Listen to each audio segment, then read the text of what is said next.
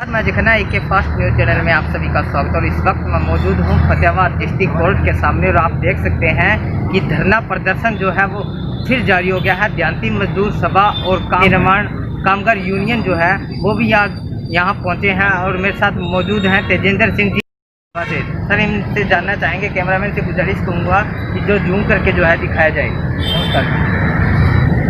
मैं तेजेंद्र सिंह आपके चैनल का सबसे पहले धन्यवाद करता हूं, जो कि हमारी जो मजदूरों की आवाज़ है सरकार तक पहुँचाए। आज का जो धरना है वो आज देहाती मजदूर सभा, भवन निर्माण कामगार यूनियन और जनमति स्त्री सभा, इन तीनों संगठनों का सांकेतिक एक धरना दिया जा रहा है, जो कि पहले मार्च से लेकर लगातार हम पूरे देश में, हरियाणा में, पंजाब में महलों के कर्जा जो माफ़ किए जाएं उसके लिए आंदोलन कर रहे हैं। उसी की कड़ी में आज देहाती मजदूरों और निर्माण मजदूरों की मांगों को साथ जोड़कर ये धरना दिया जा रहा है, क्योंकि आज ये देखा जा रहा है कि जो केंद्र सरकार है वो श्रम कानूनों में बदलाव कर जो संविधान में मजदूरों को मौलिक अधिकार मिले थे उनका हनन किया जा रहा है, और मजदूरों के जो संविधान के तहत अधिकार दिए थे उनको बदल कर मजदूरों को गुलाम करने की साजिश सरकार रच रही है।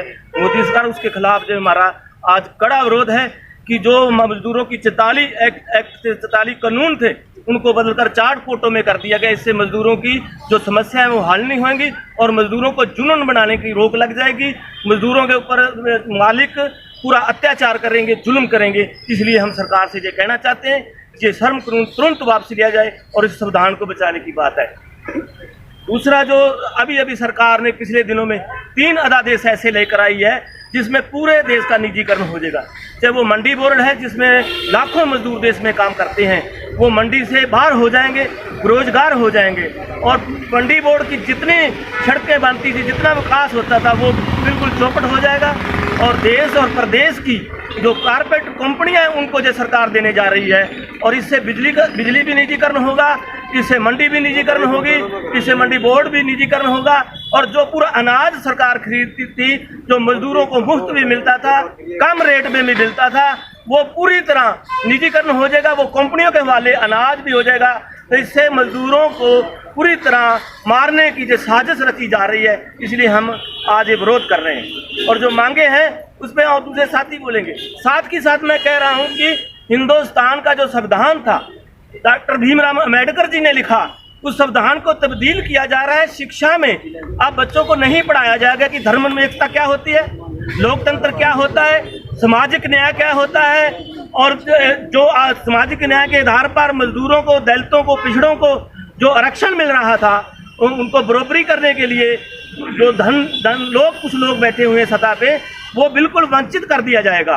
और हमारे देश के संविधान को पूरी तरह आज बदलने का जो खतरा कर रहे हैं, कि आज हम देख रहे हैं कि कोरोना महामारी है, उसके अंदर सरकार ने जो साजिश रची है कि लोग धरने, प्रदर्शन, आंदोलन नहीं हो सकता। कोरोना महामारी के डर से और अध्यादेश लाकर देश को, पूरे लोकतंत्र को खत्म किया जा रहा है। जिस तरह हम जानना चाहेंगे कौन से अध्यादेश की बात कर रहे हो? जो 3 अध्यादेश लाए हैं, जो किसानों के लिए, एक अध्यादेश तो श्रम कानूनों के लिए है, 3 अध्यादेश हैं जो खेती बाड़ी, जो मार्केट कमेटी है, मार्केट बोर्ड है, उसको खत्म करेंगे। खरीदारी जो मतलब सरकार लेती थी वो खत्म करेंगे, और बिजली का जो महकमा है राज्यों सरकारों के पास है, चाहे वो पंजाब हो, हरियाणा हो, राजस्थान हो, दिल्ली हो, इनके पास है बिजली बोर्ड। ये पूरी तरह सरकार कंपनियों को देने और सेंटर में ले जाना चाहती है, कंपनियों को चले जाएगा। ये तीनों अध्यादेश से मेरे ख्याल के पूरा ही जो बचा कुचा है प्राइवेट, जो सरकारी महकमे प्राइवेट हो जाए। सर, किसी से आपने कोई ज्ञापन दिया किसी को? पहले हमने कुछ ऐसी मांगे थी जो औरतों की थी, मजदूरों की। हमने मार्च अपने ये मई से शुरू किया था, जून में दिया, जुलाई में दिया। हमने डीसी को पहले मांग पत्र दिया, उसके बाद एमएलए को मांग पत्र दिया, और आज फिर गाँवों में इनके पुतले साड़े गए, गाँवों में प्रदर्शन किए गए, और आज यहाँ फिर डीसी के पास आए हैं कि ये जो मेन समस्या है आज औरतों की, लॉकडाउन में कर्जे की, आज पैसा नहीं है, काम नहीं है, ये माफ़ किया जाए, और बिजली के बिल माफ़ किए जाएं, और निर्माण मजदूरों के जो शर्तें लगा दी हैं, किसी की कापी नहीं बनती, उनको मतलब हल किया जाए, यूनियन को अधिकार दिए जाएं। हाँ सर, जो है कितनी कमेटियाँ यहाँ पर? आज हम कम से कम 20 गाँवों से थोड़े जितने भी साथी हैं पहुँचे हैं। आने वाले दिनों में इसको और मजबूत करेंगे, क्योंकि ये एक तो गर्मी का था, लॉकडाउन से भी अभी भी डर रहे हैं, आज भी लोग आते नहीं हैं। कि कहीं सरकार रोके ना। तो एक तरफ सरकार ऐसा दबाव बना रही है कि लोग लड़े ना, टीवी के माध्यम से जो चैनल है कुछ उद्योगपतियों के, उन चैनलों से लोगों को गुमराह किया जा रहा है। लोगों का जो लोकतंत्र अधिकार है, मौलिक अधिकार है, उस पर गुमराह करके कभी चीन के युद्ध की बात करते हैं, कभी पाकिस्तान के युद्ध की बात करते हैं। आज सबसे दुख की बात है कि धर्मनिरपेक्ष देश में संविधान की कसम खाकर जो प्रधानमंत्री बना, वो एक धर्म के नाम पर मंदिर की स्थापना कर रहा है। वो मंदिर की स्थापना कर लाखों लोग इकट्ठे कर सकता है। जहाँ 50 आदमी हो जाए उनको 144 धारा लगा रखी है। आप स्पीकर नहीं लगा सकते, आप ज़्यादा इकट्ठे नहीं हो सकते। तो प्रधानमंत्री इस धर्मनिरपेक्षता को, इस संविधान के खिलाफ मंदिर की नींव पत्थर रख रहा है। इसलिए ये बड़ी दुख की बात है कि इस देश को गुलाम करने की साजिश ये बीजेपी आरएसएस कर रही है। सर, जो सरकार ने अगर अपना फैसला वापस लिया है, उससे आगे जो है क्या कुछ करना है?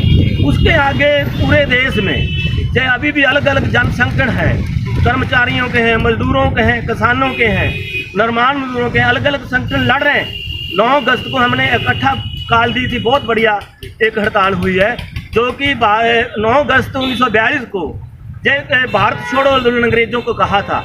इसीलिए हमने 9 अगस्त को जो किया था कि ये बीजेपी आरएसएस गद्दी छोड़ो ये नारा लगा रहा है कि 9 अगस्त वाला ही दिन चुना है। तो इसलिए हम कहते हैं कि ये आने वाले दिन में इस संविधान को बचाएंगे, इस देश को बचाएंगे, क्योंकि संविधान में जो धर्मनिरपेक्षता है, जो सेकुलरिज्म है, वो ये एक ऐसा हमारा संघीय ढांचा है, देश को एकता रख सकता है।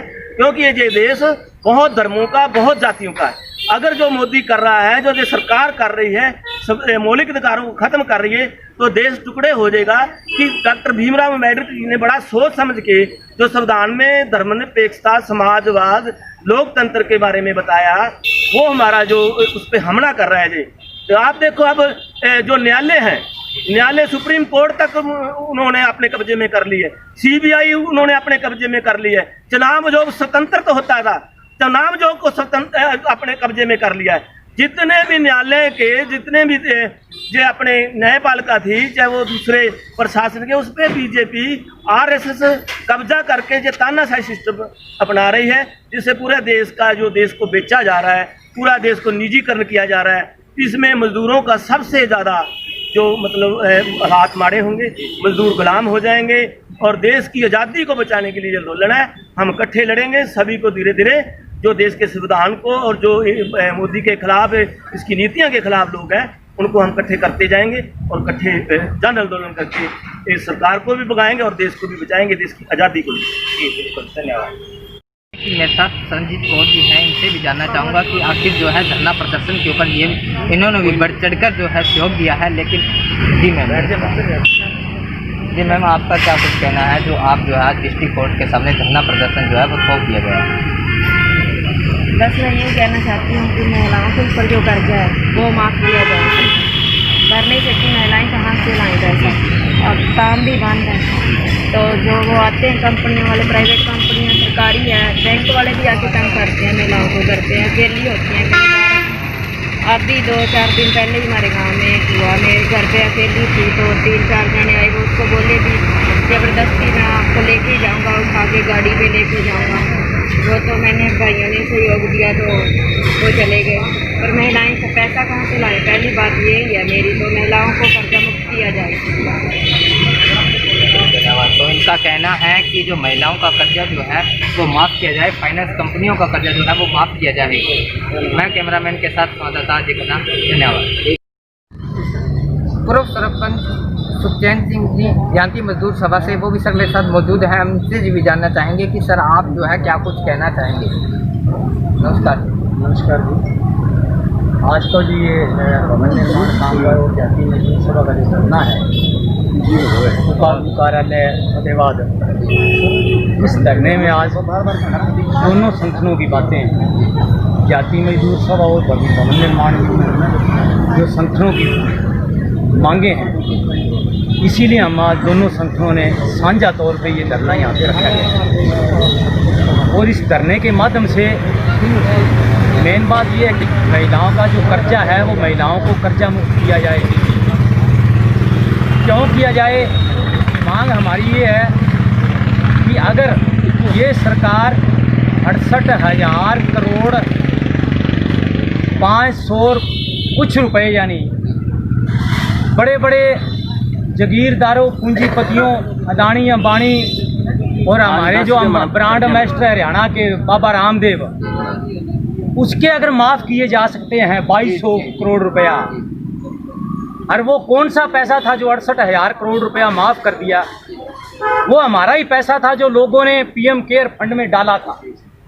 वो देना तो इस जनता को था, जो गरीब मजदूर 90% लोग जो मेहनत करके खाते हैं लॉकडाउन के समय, उनको देने के लिए था। और इस सरकार ने 50 परिवारों का जो कर्जा माफ़ कर दिया। हमारी मांग ये, अगर उनका कर्जा माफ़ हो सकता है तो हरियाणा के अंदर कुल मिला के कितने कर्जा होगा? अगर एक गांव का 10 लाख कर्जा बनता है तो हरियाणा के अंदर 6,500 गांव है, 6 करोड़ बनता है। अगर 6 करोड़ के हिसाब से दे दे, अगर 68,000 करोड़ रुपया उनका माफ़ हो तो ये महिलाओं का कर्जा क्यों नहीं माफ़ होगा? हमारी ये मांग है कि महिलाओं का कर्जा माफ़ किया जाए। इसके साथ साथ सरकार एक तरफ उस पर लगा रखी है शर्त भी 90 दिन मनरेगा का काम करे, उसके बाद मनरेगा की जो पंजीकरण होगा मजदूरों की कापी बनेगी। हम कहते हैं चलाए 90 दिन काम। हमारी ये काम है, मांग है कि मनरेगा का काम 365 दिन साल में होते हैं। अगर छुट्टियां निकाल दी जाएं, बार तो बाहर की संडे निकाल दिया जाए, तो कम से कम 250 दिन मनरेगा का काम दिया जाए। और सुप्रीम कोर्ट के आदेश अनुसार 2016 में सुप्रीम कोर्ट ने कहा था कि न्यूनतम मजदूरी, मनरेगा की न्यूनतम मजदूरी 600 रुपये पर हेड दी जाए। मनरेगा के मजदूरों को 600 रुपये दिए जाए, ये हमारी मांग है। इसके अलावा जो ये शगुन योजना में पैसे देते हैं, चाहे वो पंजीकरण पे देते हैं, चाहे वो आम जो शगुन योजना 51,000 रुपया है, तो उस पर ऐसे लगा रखी है शर्तें, रजिस्ट्री करवाओ। ये एक माहौल बना रखा है गरीबों का। हम इंसान हैं, हम जमीन थोड़ा ही हैं। और वो अगर लड़का लड़की बुलाओ, लड़की के माँ बाप बुलाओ, लड़के के माँ बाप बुलाओ और तहसील के अंदर रजिस्ट्री करवाओ, फिर पैसे देंगे। ये पैसा है जो ये हमारा, ये हम टैक्स देते हैं, ये शर्त हटाई जाए। अगर इसके अलावा इसको ये है, कोई मेंबर सरपंच अगर मोहर लगाता है कि कोई और कर्मचारी का शामिल कर दो, हमारी मांग है भी ये शर्त हटाई जाए।